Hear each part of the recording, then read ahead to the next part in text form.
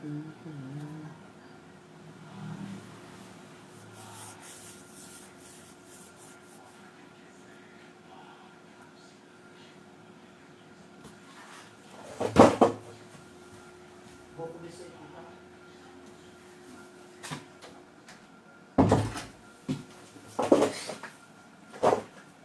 noite, Aline. Vamos aguardar o pessoal entrar. Boa noite, Rô. Boa noite, Jackson, Milena, Alexandra. Hoje, 30 de abril de 2020. Mais uma live aqui da disciplina de análise e apuração de custo do curso de Ciências Contábeis da Multivix. Boa noite, Gabriela, tudo bem? Amanhã estarei passando por aí, viu? Indo para nossa querida Santa Teresa. Soraya, boa noite.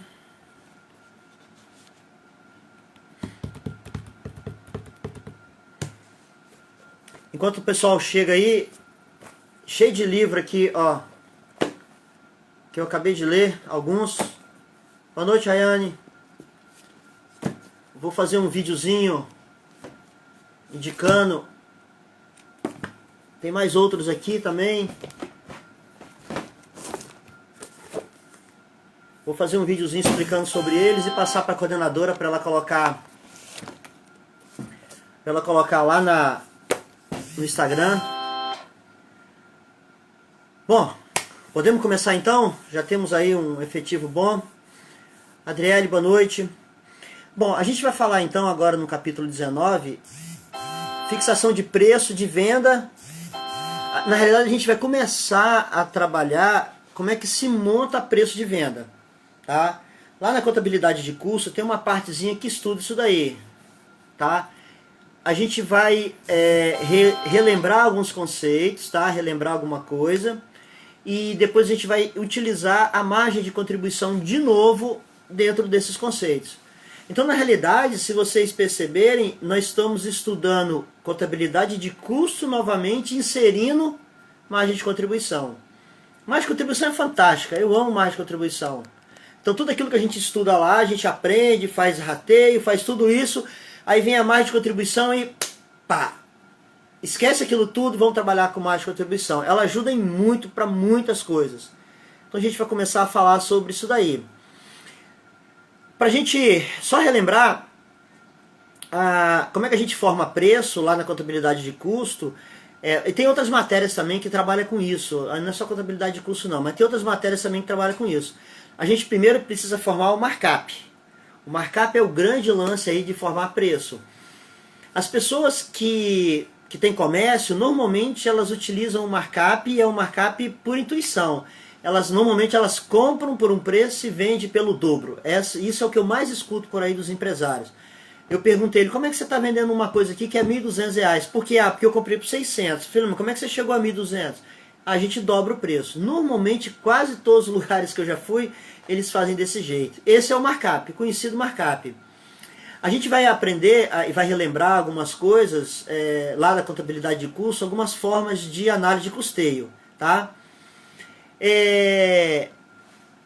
Essa parte introdutória do capítulo, ele fala somente por conceito. Então a gente vai trabalhar nossa aula de hoje muito por conceito. Então vamos lá. O primeiro conceito é a ideia de fixação de preço de venda. Todo mundo, quando vocês começam a estudar contabilidade, quando começam a estudar custo, todo mundo fala que a contabilidade de custo é a maior responsável por formar preço de venda. É dentro da contabilidade de custo que a gente forma o preço de venda. E falaram para vocês o seguinte, nós montamos a contabilidade de custo e na contabilidade de custo a gente forma o preço de venda. Ponto, é isso que eles aprenderam. Ok, agora vamos incrementar mais coisa. A formação de um preço de venda vai muito além do que apenas a contabilidade de custo. A contabilidade de custo ela contribui muito para formar preço de alguma coisa, mas tem que levar em consideração um monte de outras coisas, tá? Para você administrar preço de venda é necessário você conhecer custo do produto, aí entra a contabilidade de custo. Porém, essa informação sozinha ela não é suficiente, nós precisamos de muitas outras informações que abrangem aí economia, O que adianta você formar formar preço com custo e você não ter noção de elasticidade de demanda? Lembra disso lá em economia, primeiro período? O que é uma elasticidade de demanda? Se eu aumentar o preço do meu produto, qual o reflexo que tem na queda das vendas? Então tem determinados produtos que são mais elásticos e outros são menos elásticos. Tem maior elasticidade, outros maior e outros menores elasticidade. A gente precisa saber também... Ei, Marcela, tudo bem? Obrigado, Marcela. A gente precisa saber também o preço do produto dos concorrentes. Então não adianta a contabilidade de custo chegar lá, formar o preço e falar o seguinte: o preço é R$11. Ah, tá, então vamos vender por R$11, só que o concorrente vende a R$9,50. Então não adianta de nada. Então nós precisamos também saber o preço do concorrente. Precisamos também saber o preço do produto substituto. Lembra disso em economia? O que é o preço de um produto substituto? Quando tem alguma barreira para adquirir um produto, o consumidor vai para o bem substituto. Ele compra o bem substituto. Então eu chego lá e compro Omo e um outro sabão em pó do mesmo nível que o Omo. Veja, aí o Omo está R$1 mais caro. Eu vou lá e compro o Veja, os dois são parecidos. Então isso é um bem substituto. Um substitui o outro. Precisa levar em consideração também estratégia de marketing. Aí na contabilidade não estuda essas estratégias, é lá na administração, a gente estuda várias estratégias de marketing, dentre elas aquelas conhecidas chamado 4P. Então, para você formar preço, eu preciso saber se o preço que eu vou vender, o cliente vai absorver. E como que eu levo esse produto para o cliente? Aí vai englobar também logística. Se eu conseguir fabricar um produto por um preço muito baixo, às vezes a logística não consegue entregar. Então, por exemplo, eu tenho um cliente que eu trabalho, tudo que é vendido até meio-dia, ele entrega no dia. Tudo que é vendido depois do meio-dia, ele entrega no outro dia, ponto. Desde que seja na Grande Vitória. Se for lugares do interior, aí tem os dias certos. Dia de quarta-feira e sexta vai para o lado de Domingo Martins. Então, isso tudo envolve o planejamento estratégico da formação de preço. Tem que levar em consideração também qual tipo de mercado que a empresa atua. Se a empresa atua no mercado monopólio, monopsônio, concorrência perfeita. Se é um produto de commodities, o que é um commodity? São produtos negociados em bolsa. Então o que adianta você formar preço se o preço daquele produto é formado na bolsa de valor? Então vou pegar um exemplo aí, a soja. A gente vai lá, produz soja e aí vão formar o custo, formamos o preço, vamos vender a soja, tantos reais a tonelada. Mas aí quando chega lá na bolsa de valor, porque a soja é negociada em bolsa, porque ela é uma commodity, não adiantou de nada. O que vai ajudar então essa contabilidade? O que vai ajudar é que quando a gente forma o preço e depois engloba tudo isso daí, é para saber se esse preço é competitivo no mercado. Então essa é a função aí. Então essa ideia que a contabilidade de custo é aquela que forma preço, somente ela não. Engloba um monte de produção, engloba a parte de produção. Essas coisas o pessoal da contabilidade não estuda muito, é o pessoal da administração que estuda mais. Produção, marketing, as questões, apesar que a economia vocês estudam as mesmas coisas, mas na administração tem outras coisas a mais na economia que estudam em outras matérias. O importante, e aí vem a importância da contabilidade de custo, é você ter um sistema de custeio. Esse sistema de custeio é que vai fornecer informações, essas informações vão ser úteis, e aí vai depender da cultura da empresa, da filosofia da empresa, da política de preço da empresa. Tem empresa que tem política de preço, eu vou vender alto para vender menos. Eu vou vender alto, eu vou vender baixo para vender mais. São políticas que então envolve um monte de coisa. Então isso aí nós já falamos. Se alguém tiver pergunta, gente, pode colocar a pergunta aí que eu paro a explicação e vou respondendo a pergunta. Eu adoro pergunta, tá? Se eu não souber, eu invento aqui e tá tudo legal. Mas uma pergunta é bom que incrementa mais a aula. Então, contabilidade de custo gera aí, então... Alguém aí trabalha em contabilidade de custo? Se trabalha, dá um joinha aí para eu saber como é que tá. Se tem alguém que já tem essa experiência aí. Bom, e aí a gente começa a formar preço baseado nos custos daquele produto. Então, para a gente calcular preço formado de dentro para fora. que é um preço formado de dentro para fora? Eu vou lá no mercado, quanto é que está o produto? Está R$11. Se tiver R$11, eu vou trazer de lá para cá e vou montar. Eu dou aula de custos no programa Shell. Não sei se vocês conhecem o programa Shell. É um programa que eles fazem seleção de empreendedores. Os empreendedores interessados passam por um processo, passa por um processo de seleção, e esses empreendedores depois eles fazem um curso, eles são selecionados, fazem um curso, e ao término do curso, esses empreendedores vão oferecer esses produtos para clientes da Shell, tá? Da Shell mesmo, da rede Shell de combustível. Não só de combustível, mas de várias outras coisas. E eu dou aula lá de custos. E 100% dos alunos não tem a menor noção do que é uma contabilidade de custo. Eles fazem custo de uma forma totalmente errada. Então a gente faz forma preço baseado em custo. O ponto de partida é o seguinte: quanto é que custa lá fora? E aí eu vou fazer o meu cálculo aqui. Só que eu tenho que levar em consideração o seguinte: qual é o sistema de custeio que nós vamos utilizar? É o por absorção? É o custo variável? É o custo ABC? E aí entra, se a gente pegar 4 analistas de custos e colocar ele numa mesa e perguntar qual é o melhor, vai ser uma discussão enorme, porque cada um tem uma visão diferente de uma coisa ou de outra. Uns vão falar na teoria que por absorção é melhor, outros vão falar que o variável é melhor. Cada um tem suas vantagens e suas desvantagens, tá? Mas o padrão sempre é calcular o markup. E como é que é o markup? O markup é o valor que eu vou colocar em cima de quanto custou, de tal forma que ele pague tudo que eu tenho que pagar com a venda daquele produto. Então eu coloquei lá num livro, no capítulo 19, está lá, um determinado produto teve um custo de R$8. R$8 é o custo do produto. Quando eu vou vender esse produto, o preço de venda que eu colocar nele, ele vai ter que me ajudar a pagar aquele custo. Ele vai ter que me ajudar a pagar a despesa administrativa. Ele vai ter que me ajudar a pagar a comissão de vendedor. Ele vai ter que me ajudar a pagar os tributos. E ainda ele vai ter que me dar uma margem de lucro. Então, olha a ideia. Me custou 8, ou de produção, ou eu comprei por 8. Por quanto eu vou vender? É óbvio que o preço que eu vender tem que pagar aquele 8. Tá? Como que eu calculo então esse markup? Eu vou pegar todos os percentuais que aquele produto vai contribuir para pagar. Então 10%, no exemplo aqui, 10% para despesa administrativa, 5% de comissão, 20% de tributo, 5% de margem de lucro. Eu vou somar tudo isso daí. Somado tudo isso daí vai dar 40%. 40% eu tenho que inserir sobre o preço bruto do produto. Isso é o markup.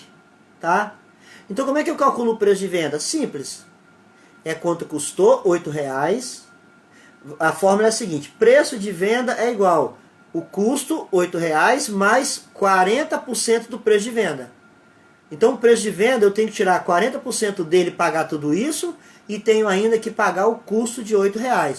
Fiz uma função, resolvi a função, tenho uma icota somente que é o preço de venda, e cheguei à conclusão que o preço de venda é 13,33. Opa, Alexandra!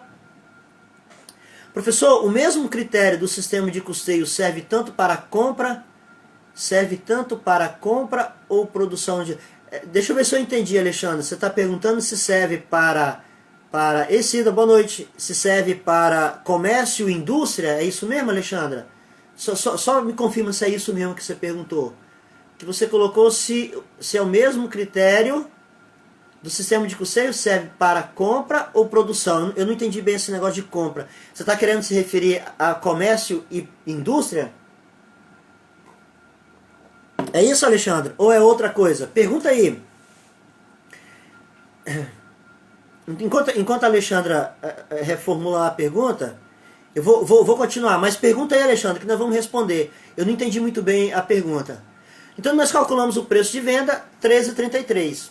Esse preço de venda 13,33, quando eu for vender o produto, desses 13,33, R$8 eu pago o custo, e R$40 dele eu pago os percentuais, R$40 não, 40% eu pago todos aqueles percentuais, inclusive o meu lucro, que foi determinado, um lucro de 5%. Vamos lá, Alexandre de novo. Quando você vai vender o produto, ele pode ser tanto produzido ou comprado. Então, Alexandre, tanto faz. Se eu estou trabalhando com produto comércio, eu compro. Então, no exemplo que eu estou dando aqui, o custo é R$8. Esse 8 pode ser custo de compra, como esse 8 pode ser custo de produção.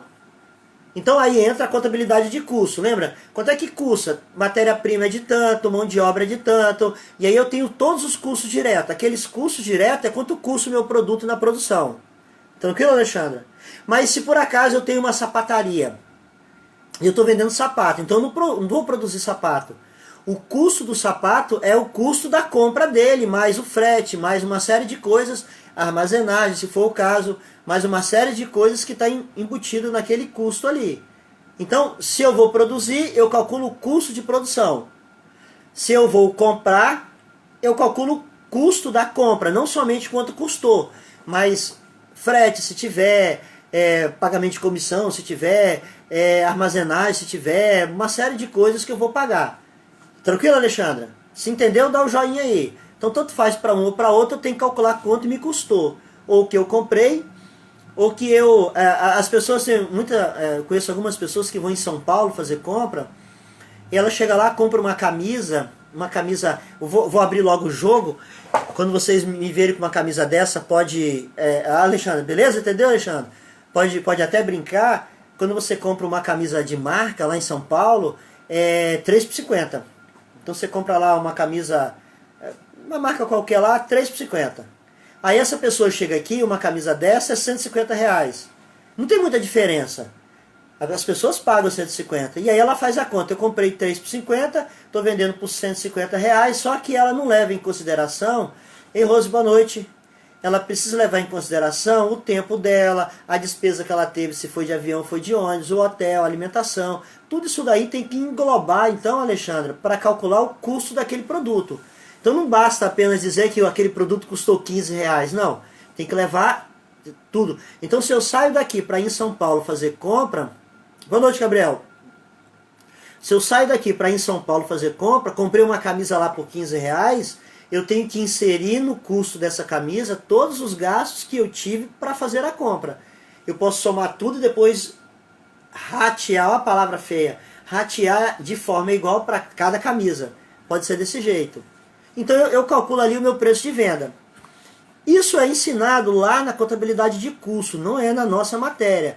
Apenas estamos relembrando. A nossa matéria praticamente é o semestre todo margem de contribuição. De novo, professor, você vai falar de margem de contribuição? De novo, margem de contribuição é a salvação de custo hoje em dia. Bom, algumas observações com relação ao custo. O custo tem que ser por reposição. Lembra do primeiro que entra, primeiro que sai, último que entra, primeiro que sai, aquelas coisas todas? Quando a gente apura custo por reposição. Então, eu vou apurar custo hoje, quanto que foi o custo da minha última reposição. É aí que seria o último que entra, né? O último que entra que eu coloco no custo. Lá na contabilidade financeira, na contabilidade gerencial, a gente calcula primeiro que entra, primeiro que sai. É assim que a legislação determina. Agora aqui na contabilidade de custo, na contabilidade gerencial, normalmente a gente trabalha lá na empresa que eu presto serviço, a gente trabalha por custo médio, tá? A gente trabalha por custo médio. Mas eu poderia trabalhar também com o último que entra, primeiro que sai. É melhor trabalhar com custo médio do que trabalhar com o primeiro que entra, primeiro que sai. Outra coisa, tem que ser em moeda corrente. Já que você vai calcular o preço de venda à vista, você tem que então calcular o preço da moeda corrente naquele momento. Se você quiser saber quanto é que esse produto vai custar a prazo, aí você precisa então, aí tem que entrar lá na matemática financeira e embutir os encargos financeiros referente ao acréscimo financeiro sobre esse produto. Então se eu calculei o preço, ele é como nós calculamos aqui, 13,33, se eu for vender a prazo, 30, 60 e 90, ou daqui a 30 e 60 dias, eu preciso embutir então juros, que é encargos financeiros. Não existe, gente, não existe preço à vista dividido em 3 vezes. Isso não existe. As empresas são malucas quando elas falam isso. Tá? Não existe isso daí. Se o método de custeio for o custeio variável, custeio direto, então o markup terá que contemplar um percentual estimado para cobrir os custos fixos. Então eu tenho que pegar isso aí e cobrir os custos fixos. Ô Gabriel, uai Gabriel, mineiro, uai senhor, mas o preço médio não é o valor da compra? Hein, Gabriel, boa pergunta. Vamos sintonizar então os conceitos. Aquilo que eu comprei, a gente fala não preço de compra, nós falamos preço de custo. Então quando eu comprei um produto, por exemplo, eu estou vendendo lá na minha sapataria chinelo. Eu comprei um chinelo a R$18. Eu comprei lá a R$18. E aí eu tenho ainda estoque daquele chinelo. E agora eu comprei ele a 20. Aí, Gabriel, a média então, claro que é uma média ponderada, mas para facilitar, a média deu 19. Eu vou incluir na contabilidade gerencial a média ponderada. Já na contabilidade de custos, para eu formar preço, eu vou então incluir o último preço que eu comprei. E é isso que você está falando de compra, para nós é chamado de custo. Então lá na empresa a gente não fala o preço que eu comprei, a gente fala quanto que custou, qual foi o custo. Então qual é o custo? É uma empresa comercial, né? Então qual é o custo disso daí? A gente fala em custo. Entendeu, Gabriel? Entregou o linguajar? Foi legal sua pergunta, porque nas empresas a gente fala custo. Então, eu comprei esse livro aqui. Não é que eu comprei esse livro. Quanto custou esse livro para mim? Se eu for revender ele tem um custo para mim. E não por quanto que eu comprei. Tranquilo, Gabriel? Então, olha só. Se o custo for variável, então, eu tenho que ter um percentual naquele preço de venda, de forma tal que eu tenho condições de cobrir os meus custos fixos, tá? Saudade, né, Gabriel? Mas fica à vontade aí. E aí, Diego? Eu vi suas mensagens aqui, depois eu respondo. Bom, se o vendedor tiver algum vínculo empregatício com a empresa, aí eu tenho que incluir, então, comissão, encargos sociais. Eu tenho que incluir tudo. O mais interessante é que a gente estuda custo na faculdade, quando a gente vai lá na empresa, não funciona muito desse jeito. Lá tem mais coisas inseridas. Quando você for fazer uma pós-graduação, aí você vai estudar custo separadamente, item a item. Se for um custo de produto, é desse jeito. Se for um custo de serviço, é desse jeito. Eu tenho lá, pegar todo o meu custo de folha de pagamento, tenho que colocar meus encargos sociais, tenho que colocar comissão se tiver. E se tiver frete, eu tenho que colocar frete, tem os impostos por dentro, os impostos por fora. Na pós-graduação você estuda com mais detalhe essa relação de custo. Aqui na graduação a gente estuda de uma forma mais ampla. Mas isso ajuda muito lá na empresa. Os tributos que a gente precisa considerar, que vão inserir sobre o preço, tem que ser os produtos, os tributos do preço de venda. ICMS, PIS, COFINS, ISS, se for no caso de serviço, CPMF, quando a gente tinha isso daí. Aqueles outros impostos que não são impostos direcionados ao produto, nós colocamos eles no DRE lá embaixo. Então a gente tem que calcular um percentual para pagar ele. Só que dentro de uma estrutura de custo numa empresa, a gente já faz tudo isso. Antigamente a gente fazia numa planilha de Excel. Hoje tem um software exclusivamente de custo. Tem um módulo somente de custos. E aí a gente fica então apenas alimentando de uma vez só para criar uma estrutura de custo e depois o software sozinho gera os relatórios. Então assim, isso é muito legal. O lucro desejado pelo empreendedor, pelo dono da empresa, de várias maneiras, ele tem que ser colocado, além do capital investido, ele tem que ser inserido também o custo de oportunidade. Já estudamos isso daí, na última aula nós falamos sobre isso daí. O que é um custo de oportunidade? Na escolha de uma coisa, eu descarto outra. Aquela que eu escolhi me custa aquela que eu descartei. Então, se eu sou empreendedor, eu vou repetir o que nós falamos na outra aula. Se eu sou empreendedor e eu coloco dinheiro na empresa, significa que eu tirei o meu dinheiro de outro lugar.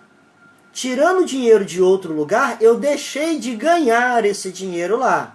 Para eu colocar nessa empresa, eu quero ganhar no mínimo que eu ganho lá, mais os riscos dessa empresa. Tá? Isso estuda isso numa disciplina lá de análise de investimento, não sei se tem na grade de vocês, mas a gente estuda isso na análise de investimento. Então eu tenho meu dinheiro investido lá a 10% ao ano. Opa, eu já estou ganhando 10% ao ano. Se eu tirar ele de lá e colocar na empresa aqui, eu tenho que ganhar aqui no mínimo 10. E se você ganhar 10, está legal? Não, porque o risco daqui é muito maior. Eu tenho que ganhar 10 mais o risco. E como é que a gente calcula risco? Aí é outra matéria. Então toda vez que eu vou calcular formação de preço, markup, e vou colocar o percentual do lucro, aquele percentual do lucro tem que estar embutido ali o percentual do meu ganho de valor absoluto e mais o custo do capital investido, levando em consideração o custo de oportunidade. Tranquilo? Bom, isso tudo está lá na aula. O método que a gente utiliza para calcular preço é baseado no seu custo. É assim que é utilizado na maioria das empresas. Eu sei que outras empresas fazem de outra maneira, mas sempre aonde eu trabalhei e presto serviço, que na maioria das vezes é comércio, é desse jeito. Nós calculamos preço baseado em custo. E aí no caso que você perguntou, Gabriel, custo é por quanto eu comprei, tá? E aí a gente vai ver as condições de mercado, ver como é que se aquele produto é, aí entra conceito de economia, se ele tem elasticidade, se ele não tem, todas essas coisas aí. Nós vimos também lá na videoaula uma forma de calcular custo que foi desenvolvido lá na Alemanha, que é o RKW. Eu não me arrisco em falar esse nome em alemão, né? Mas está lá, é um nome desse tamanho, depois tem mais outro nome desse tamanho em alemão, mas na sigla significa RKW. Isso foi desenvolvido lá na Alemanha e ele dá muito certo quando você está utilizando aqui monopólio. Então, quando eu tenho situações de monopólio, quando eu tenho situações de oligopólio, aí muitas empresas utilizam esse sistema de custeio. Eu soube, não tenho certeza, eu soube que a Excelsior, a ADP Excelsior, utiliza ele, porque a Excelsior é um monopólio. Tá? O que significa esse monopólio? Só tem ela que fornece energia aqui. Se você se emputecer com a Excelsior e querer largar ela, você não tem condições. Uma empresa que é monopólio, ela não tem. A gente pode pensar assim, ela vai colocar o preço alto, porque ela colocando o preço alto ela vai ter o maior lucro. Não. A gente precisa. Ei, Nandara, tudo bem?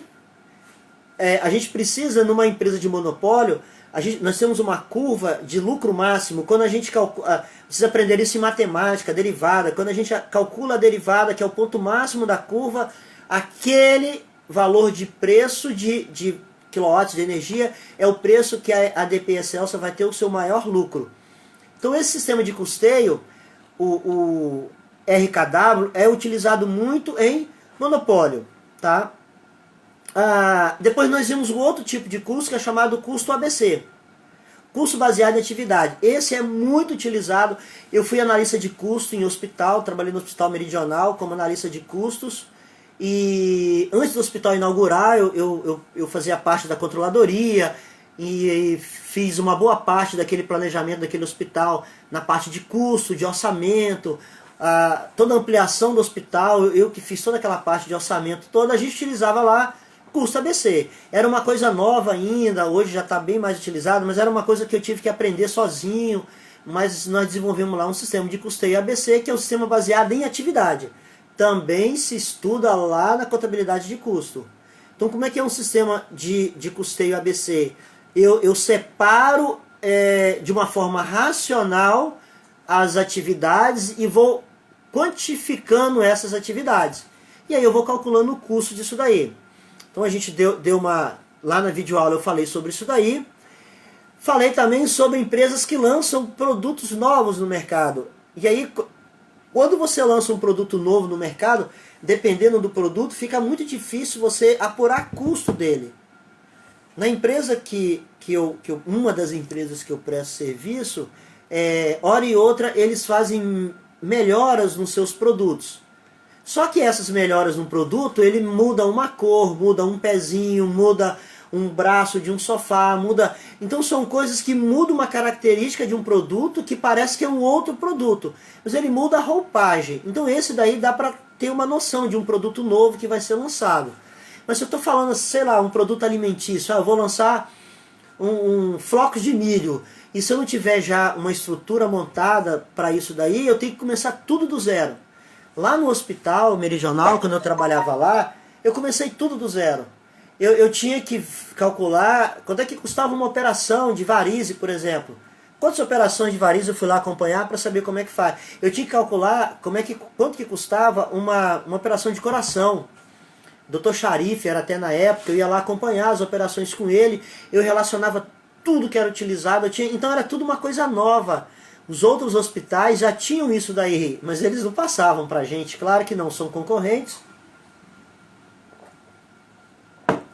Então quando uma empresa vai lançar um produto novo, traz mais uma dificuldade. A gente viu lá também na videoaula, conceito de custo variável na hora que eu vou fixar preço. Aqui no Brasil, o mercado é que define o preço. Pronto, é assim que funciona. Eu vou lá no mercado, defino o preço.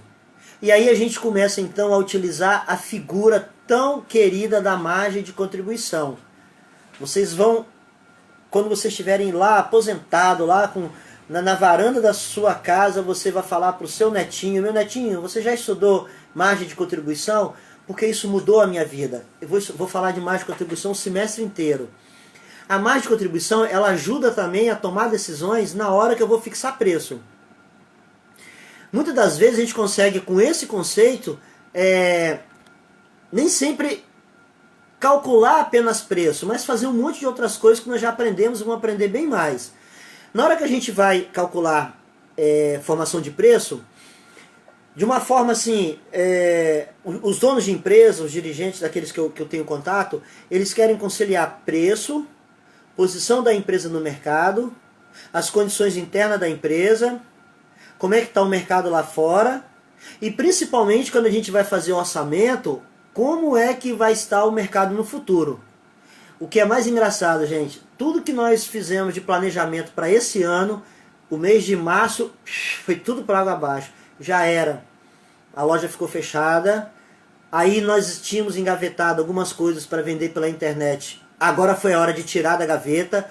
Então assim, os planejamentos que nós fizemos, que eu fiz, praticamente foi tudo por água abaixo. Tivemos que fazer outros planejamentos e colocar em prática. Assim, consertar o pneu da bicicleta com a bicicleta andando.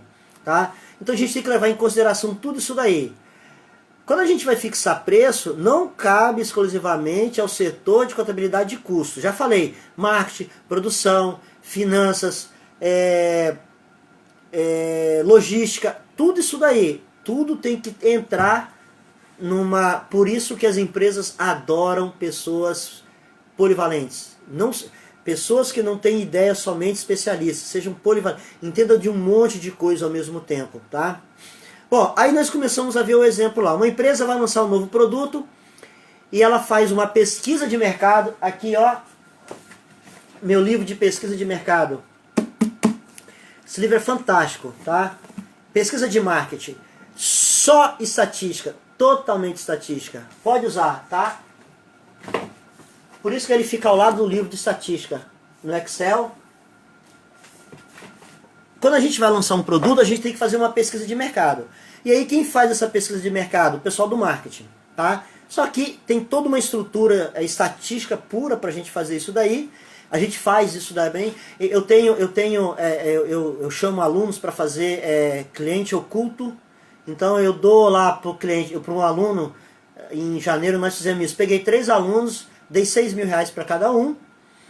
E eles foram na empresa que eu presto serviço, eles foram lá fazer compra de produtos. Entreguei 6 mil reais para que eles possam fazer, só que eles tinham que preencher um checklist. Então a gente tem que fazer tudo isso daí, tá? Então, uma empresa de marketing, ela fez um levantamento, fez uma pesquisa, aonde ela percebeu que se for colocado o produto para vender ao preço de R$1.000, vai se vender 1.000 unidades daquele produto. Aí entra a lei da oferta e demanda, entra tudo isso daí. Se o preço for R$1.000, vai ser vendido 1.000 produtos daquele ali. Se eu abaixar o preço para R$900, inversamente proporcional, a quantidade demandada vai aumentar. Então, quando eu estou reduzindo o meu preço de R$1.000 para 900, a minha quantidade demandada... Ei, Jossi, tudo bem? Aula de custo hoje. A minha quantidade demandada, em vez de ser 1.000 unidades, vai para 1.200. Aí vem a pergunta, temos que tomar uma decisão, nós vamos vender a R$1.000 1.000 unidades ou nós vamos vender a R$900 1.200 unidades? Se você pegar e calcular apenas pelo faturamento, você pode ser enganado na sua decisão, tá? Então não basta eu pegar 1.000 vezes 1.000 e depois pegar 900 vezes 1.200. Eu vou encontrar a receita apenas. E normalmente as empresas, quando fazem isso, tomam a decisão para aquela que trouxe a maior receita. E nem sempre é a melhor solução. Então vamos pegar esse exemplo, vamos pegar a hipótese aí. Se o preço de venda é R$1.000 e esse produto que eu vou vender a R$1.000 me custou 700, aí Alexandre e Gabriel, 700, se for uma empresa de comércio, é quanto custou, tá? Que é o que o Gabriel falou do preço de compra. Então me custou 700. Se eu vou vender a 1.000 me custou 700, margem de contribuição, já aprendemos a calcular, 300. 1.000 menos 700. 1.000 menos 700, eu vou ganhar R$300 de margem de contribuição unitária. Vezes 1.000 unidades que eu vou vender, eu tenho então a margem de contribuição total. Tudo isso nós já vimos em aulas anteriores. Então eu tenho uma margem de contribuição total de R$300 por unidade. Como eu vou vender 1.000 unidades, a minha margem de contribuição total é 300 mil. E na segunda hipótese, se eu diminuir de R$1.000 para R$900, significa que a demanda de 1.000 vai para 1.200. Mais pessoas estão interessadas a comprar por causa daqueles R$100, tá? É muito engraçado, às vezes eu estou lá na empresa conversando com uma reunião com o diretor, às vezes um gerente liga, chega para o diretor, rapaz, eu estou aqui com um cara que está comprando aqui R$15.000 e papapá, ele está querendo um desconto aqui, tal, posso dar o desconto? Aí o diretor faz a conta de cabeça e fala assim, não. Pô, eu na hora pensei, pô, dava um desconto na hora, o cara está comprando 15 mil. Ele fala, não, diga que as condições são essa. Ele dá uma conta proposta. Aí eu fico pensando, pô, mas o cara não vai comprar, não é 15 mil a menos. Daqui a pouco o gerente fala assim, ó, o cara quer isso aqui assim, tá, desse jeito pode fazer. Então assim, esses caras que são donos de empresa, que não têm esse conhecimento, eles fazem isso tudo, eu não sei fazer assim, se eu soubesse seria maravilhoso. Eu sei fazer na conta. Então nesse exemplo aqui, se eu tiver 1.000 unidades a R$1.000, eu vou ter uma contribuição total de mais de contribuição de 300 mil. Se eu diminuir o preço para 900 e vender 1.200, 900 menos 700, lembra que o custo é 700? Eu vou ter uma margem de contribuição unitária de 200. 200 vezes 1.200 unidades que eu vou vender, a margem de contribuição total vai para 240 mil. Então, na primeira opção, a minha margem de contribuição é 300 mil, e na segunda opção, a minha margem de contribuição é 240 mil. Qual que eu escolheria? Permaneceria com preço de R$1.000 para vender 1.000 unidades. Eu teria um faturamento, uma margem de contribuição de R$300 por unidade e uma margem de contribuição total de 300 mil por unidade. De novo a margem de contribuição entrando aí para resolver uma dúvida de tomada de decisão. Margem de contribuição é maravilhoso. Bom, mas a segunda caso que eu coloquei lá para vocês, que está lá no livro, e se esse preço de custo caísse consideravelmente? Foi investido em tecnologia, conseguiu um novo fornecedor, esse novo fornecedor consegue vender um preço muito abaixo, e vamos imaginar que o preço agora chegou a R$350, preço de custo. No caso do Gabriel, preço de compra, tá? Preço de custo. Então, as duas situações, 1.000 unidades a R$1.000. O preço de venda é 1.000 menos o custo, que é 350, a margem de contribuição unitária é 650. Vezes 1.000, 650 mil reais de margem de contribuição total. Então a gente aprendeu fizemos muitas vezes margem de contribuição total. E no caso de eu abaixar o preço para 900? Se eu abaixar para 900, eu vou vender de 1.000, vou passar para 1.200 de venda. Margem de contribuição, 900 menos 350, 550. 550 vezes 1.200, 660 mil. Então repare que nessa situação, se eu diminuir o preço, ou melhor, se eu conseguir reduzir o custo, na redução de custo de 700 para 350, Nessa situação, é melhor eu abaixar o preço para R$ 900 e vender 1.200 produtos, porque eu vou ter uma margem de contribuição total maior. De novo, a margem de contribuição ajudando a tomar decisões, tá? É isso que eu quero que vocês entendam. Então, o que vocês aprenderam de formar preço, faz o markup, faz tudo aquilo dali, ok, beleza, tal. Aquilo é lá no terceiro, quarto período. Agora, sexto e sétimo período, a margem de contribuição é que vai... Uma vez eu fui numa empresa, eu comecei a fazer um serviço lá, e lá eles utilizavam rateio, aquilo tudo. E aí a menina que fazia isso, era uma menina lá, menina porque a gente mais nova que eu era menina. Ela fazia com rateio, fazia com tudo aquilo que vocês aprenderam. Aí eu falei com ela que não precisava fazer desse jeito. Precisava fazer com margem de contribuição. Ela já era formada já em contabilidade. Ela falou, eu não aprendi isso na faculdade, eu aprendi a fazer rateio. Eu falei, tudo bem. Aí eu ensinei a ela a margem de contribuição. Hoje eles fazem, é uma empresa na área de madeira, de laminado, essas coisas para carpintaria. Hoje eles fazem curso por margem de contribuição. Ela me agradece até hoje, é muito mais fácil de fazer do que ficar fazendo rateio. Lembrando que o rateio você pode cometer erro na hora de fazer o rateio. Bom, então a gente já fez os conceitos, já relembrou, e depois a gente falou sobre o custeio meta. O custeio meta é aquele de ir no mercado. Quanto é que custa o produto no mercado? Ele custa R$ 130. É a meta. Eu tenho que trabalhar os meus custos, formar o meu preço de maneira tal que o preço não ultrapasse o preço de mercado. Tá? A gente utiliza muito isso daí no custo ABC. Porque como a gente faz de uma forma racional cada etapa da empresa, a gente pode eliminar etapa, juntar etapa, reduzir gastos de uma forma considerável quando a gente implanta aí custo ABC. Então a gente falou isso daí, custeio alvo, custeio meta. De novo, a margem de contribuição ela vai ajudar a tomar essa decisão sobre o melhor sistema de custeio. Falamos também na aula sobre comprar ou produzir. Muito simples. Comprar ou produzir. Eu ensino comprar ou produzir, em outra matéria a gente faz cálculo de funções, iguala funções tal, e resolve. Agora não. Agora comprar ou produzir utiliza de novo margem de contribuição. O que é comprar ou produzir?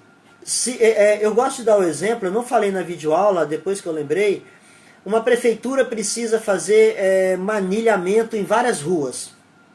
A dúvida é, eu vou criar uma fábrica de manilha ou eu vou comprar manilha de alguém? Eu tenho que fazer todo o custeio de quanto é que custa uma fábrica de manilha. E quanto é que vai sair cada manilha.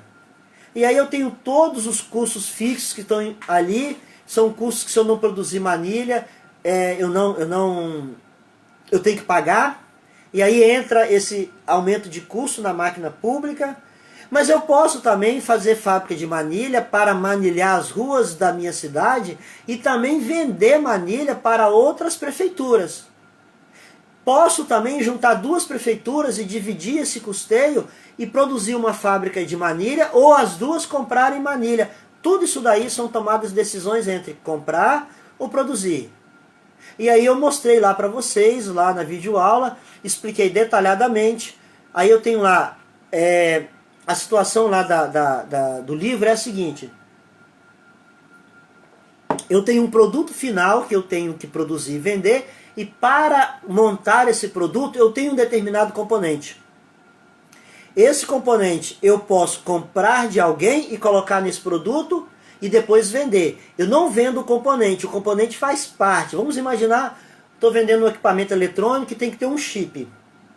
Ou eu compro o chip de alguém, incremento nesse equipamento eletrônico e vendo o equipamento eletrônico, ou eu vou produzir esse chip. Aí eu tenho que tomar a decisão, comprar ou fabricar, comprar ou produzir.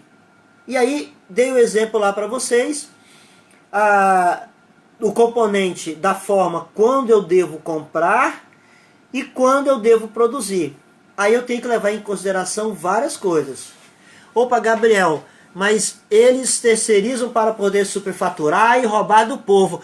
Ô Gabriel, isso é lá na Finlândia, na Noruega, na Suécia, aqui no Brasil tem isso não, rapaz, onde já se viu isso?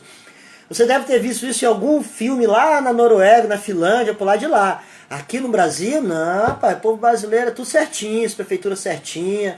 Os secretários de obra são engenheiros, não tem comerciante, né? Tudo. Você está falando de coisa da Noruega, pai, da Finlândia, não é aqui no Brasil não, rapaz. Quem dera se fosse verdade.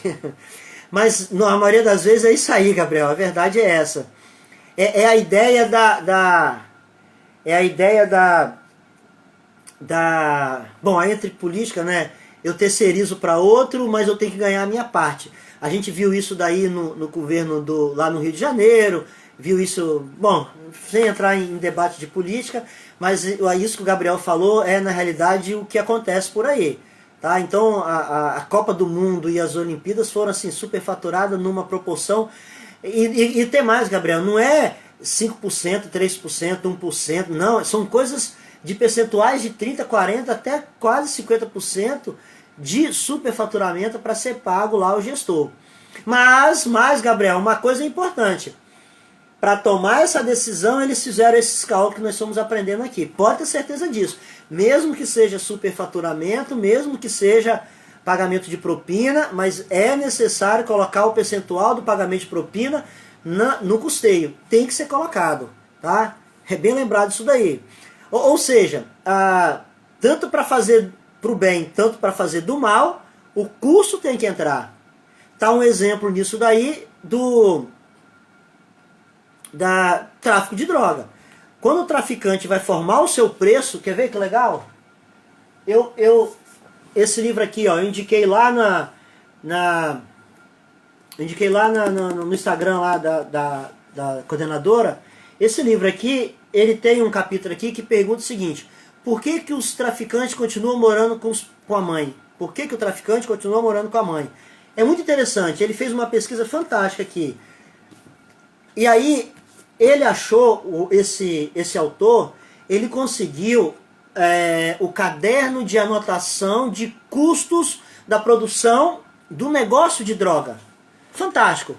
Ele pegou todo o caderno de custeio e ele mostra ali no livro todo o procedimento de custo para chegar ao preço de uma buchinha de maconha, seja o que for.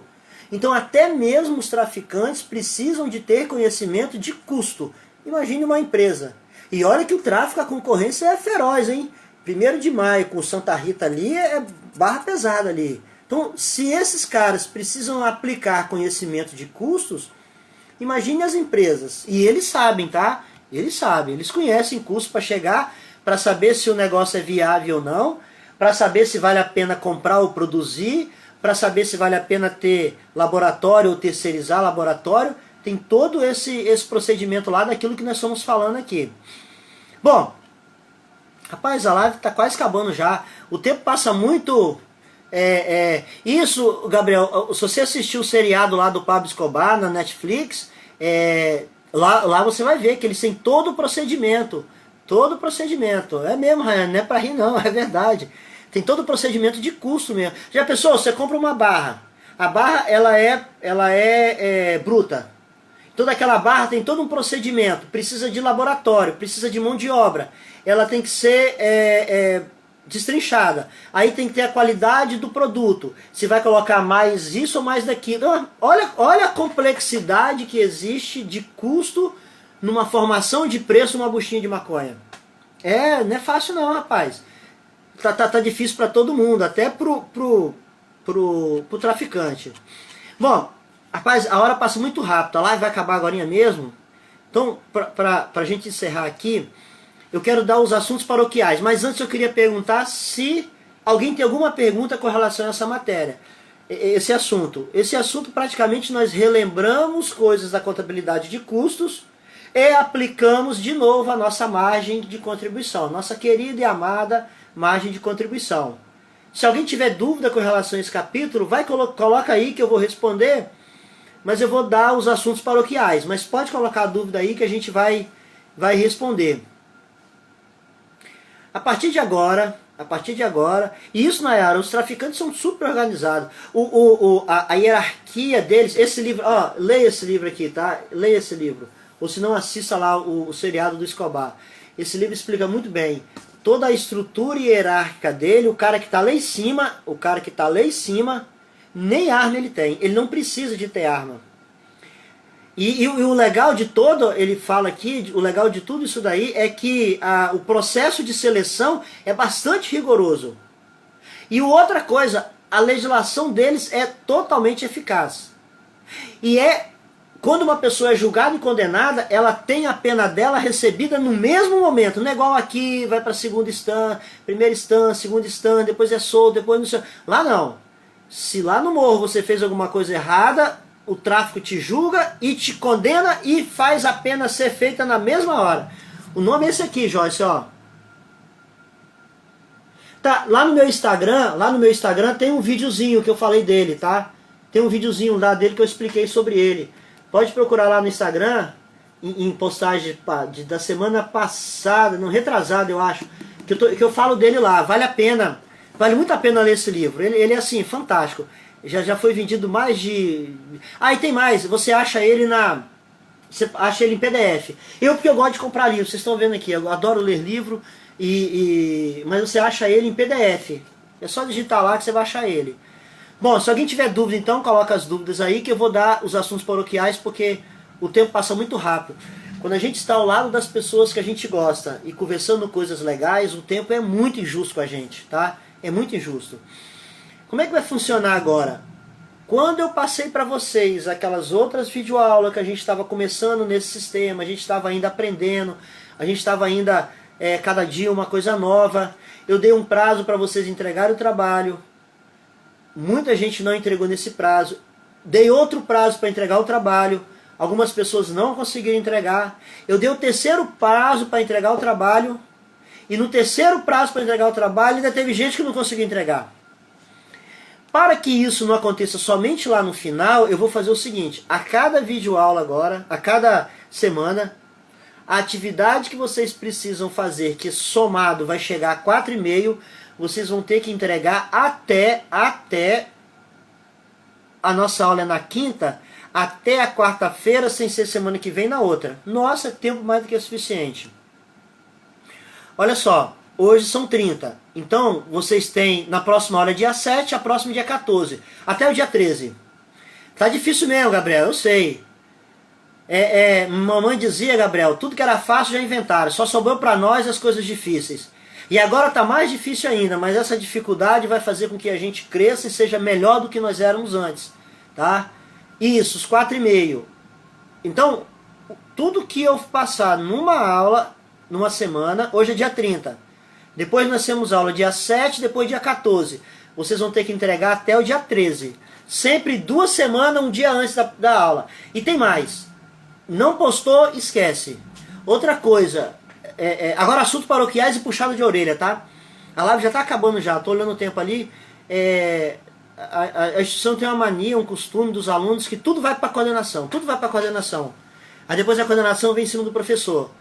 Então muitas pessoas não conseguiram entregar e foram na coordenadora falando que não conseguiram entregar por causa disso, por causa do sistema, por causa daquilo. Aí pede o professor pro professor. Não, tô dando prazo mais do que o suficiente, tá? Da outra vez eu abri 3 vezes. Agora eu estou abrindo, chegou no dia 13, não entregou, perdeu. Vale meio ponto cada trabalhinho, até dar os 4,5 pontos. Tranquilo? Outra coisa, eu já falei e vou falar de novo. Não posso mais responder dúvidas pelo Instagram. Eu preciso criar um caminho de institucionalização. A faculdade precisa comprovar que o aluno está tirando as suas dúvidas e que o professor está dando atenção ao aluno. E por isso nós temos lá o fórum. Então tudo que você tiver de dúvida, coloca no fórum e eu vou responder no fórum. Mas tem um detalhe, o fórum dessa semana, assim que terminar a live, eu estou lá no fórum. Aí daqui a 2 semanas, você colocar uma coisa lá no fórum de 2 semanas atrás, eu nem entro mais, tá? Aline, se são 2 semanas então para... São 2 semanas então para entrar. Entrar é que eu não entendi, Aline. São 2 semanas para vocês entregarem. Então, Aline, é isso mesmo. Lá tá para entregar dia 6, que seria quarta-feira que vem.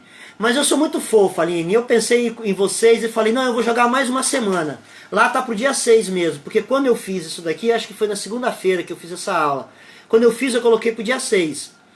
Mas depois eu pensei bem e falei assim, não, essa turma é demais, eu gosto deles. Eu vou levar então, atividade essa na área individual, tá? A outra que eu vou passar é em grupo, essa é individual. Então, aí, por isso, Aline, que eu joguei ela pro dia 13, tá? Tá bom? Mas era pro dia 6 mesmo, eu ia colocar só uma semana. Mas depois eu pensei, eu falei, não, eu vou mudar lá, vou jogar pro dia 13. 2 semanas pra frente. Tranquilo? A live vai acabar em 2 minutos. Se alguém tiver alguma dúvida a mais ou alguma coisa a mais, pode aproveitar o tempo aí e fazer a pergunta. Outra coisa, tem gente que tá entrando no fórum do anterior. Eu sou fofo, Aline, eu sou muito fofo, ó. De tanto aqui em casa comer, ó, sou muito fofo. Tem gente que está colocando coisas no fórum do antigo, tá? Eu não tô entrando mais lá para responder fórum, tô respondendo fórum lá no Moodle. Gabriel, você, o capítulo 15, eu não entendi nada, Gabriel. O que houve aí? Você deu tique nervoso na sua mão? Pergunta de novo aí, porque não entendi nada que você fez aí. O que tem a ver capítulo 15 e 16? Isso é passado já. Isso é passado. Hein, Gabriel, o que você... Opa, tem uma dúvida. Na questão número 3 e 5 da atividade global, pede o valor da margem de contribuição total, porém não tem a quantidade. Boa pergunta. Todo mundo que está me fazendo essa pergunta, eu respondi e falei para falar para o grupo. Eu acho que eles não estão colocando lá. Olha só, tem 2 questões lá, a 3 e a 5, que não tem lá a quantidade produzida. Você pode colocar lá qualquer quantidade, desde que seja além do ponto de equilíbrio. Entendeu? Então você tem uma questão lá, tem um item lá que você calcula o ponto de equilíbrio, depois tem um item que não foi dada a quantidade. Tudo bem, calcula com a quantidade maior que o ponto de equilíbrio, tá? Qualquer quantidade. É a questão 3, a questão 5. Avisa, por favor, isso lá no grupo de vocês, porque todo mundo que me perguntou isso, eu pedi para avisar. Hoje mesmo 2 pessoas me perguntaram, eu já pedi para avisar. Então faz esse favor lá para mim, avisa lá, ó, a questão 3 e a questão 5... não tem a quantidade, então pode ser calculado com qualquer quantidade acima do ponto de equilíbrio. Tranquilo? Manda dúvida aí. Gabriel, 4,5 pontos. Isso. Depois eu vou passar um global, que é em grupo, que vai valer 5,5 pontos. Porque eu acredito que nesse semestre, eu acho muito difícil a gente retornar, tá? Ah, entendeu? Tranquilo. Eu acho muito difícil a gente retornar. A faculdade ainda não passou essa questão dos 5,5 pontos, numa expectativa do retorno, mas eu acho, esse semestre esquece, até setembro você pode ficar na sua casa aí, porque vai ser muito difícil o retorno aí até setembro. Dúvidas? Quando acabar a live, eu vou baixar essa live e vou postar lá no Moodle lá, vou colocar ela no YouTube, porque ela só fica no Instagram 24 horas, né? Vou postar lá para que depois vocês podem assistir essa live. Gabriel, eu não quero falar, eu não queria que fosse assim não, tá? Eu queria que a gente já voltasse, eu tô com saudade de vocês. Uma coisa que, me abrindo aqui com vocês, eu criei muita intimidade com vocês aqui pelo Instagram. Eu confesso que eu não sei quem é vocês lá na sala de aula. Porque quando a gente começou na sala de aula, que eu comecei a conhecer vocês, tivemos acho que 3 aulas, eu comecei a pegar o rostinho de vocês, pronto, começamos desse jeito. Então eu vejo sempre aqui, Gabriel, Rô Antunes, eu não sei quem são essas pessoas, porque não dá pra ver aqui. Então eu queria voltar, e quando eu voltar, vai ser assim, eu não vou saber lá quem é quem. Quem é você, Gabriel? Eu não sei, só se eu entrar aqui no Instagram, ver quem é e olhar lá. Então, eu queria voltar, mas eu acho muito difícil a gente... o Cinep, que é lá do MEC, ele abriu uma portaria essa semana dizendo, na portaria, que as instituições de ensino superior e de ensino médio e de ensino fundamental está liberada para continuar da forma como nós estamos continuando. Eu criei esse modelo, tá? Bom, pessoal, aqui já apareceu para mim aqui que vai fechar em 19 segundos, tá? Aparece aqui 17, 16. Se alguém tiver alguma pergunta a mais, pode depois colocar lá no fórum que eu vou responder. Tem gente que pergunta, professor, qual é o exercício que tem que fazer? no vídeo aula eu explico lá direitinho quais são os exercícios. 5, 4, 3, 2, 1, 0. Vai fechar.